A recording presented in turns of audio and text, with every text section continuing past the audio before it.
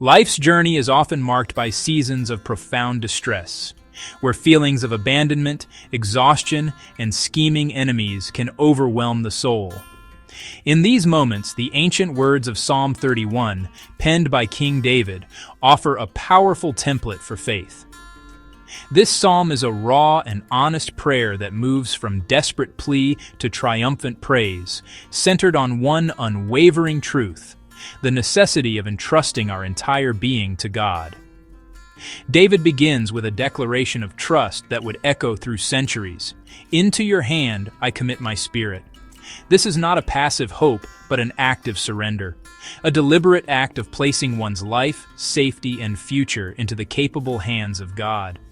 He reinforces this by proclaiming, "You have redeemed me, O Lord, faithful God." David's confidence is rooted not in his own strength, but in the proven character of God as a redeemer and a fortress.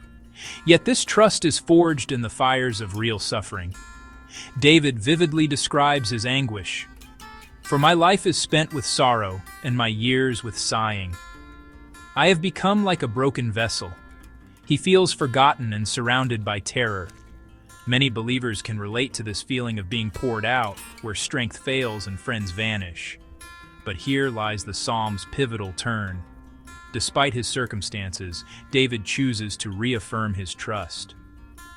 "But I trust in you, O Lord, I say, you are my God." This faith is anchored in the hope of God's abundant goodness, which is stored up for those who fear you. David looks beyond his present trouble to a future treasury of divine blessing, protected and reserved for the faithful. This foreshadows Jesus' own teaching to store up treasures in heaven, reminding us that our ultimate reward is secure in Him. The ultimate significance of Psalm 31 is revealed at the cross.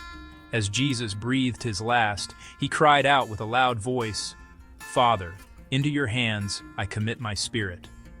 In his moment of ultimate distress, surrounded by enemies and bearing the weight of sin, Jesus found solace and victory in the very words of David. He demonstrated that even in death, the faithful can trust the Father completely.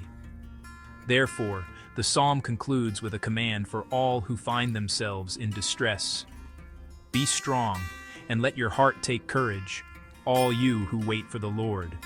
The journey from despair to deliverance requires patient, courageous waiting on God's perfect timing. Just as David was delivered and Jesus was resurrected, those who commit their spirit to the Lord will discover that His stored-up goodness is more than sufficient to see them through.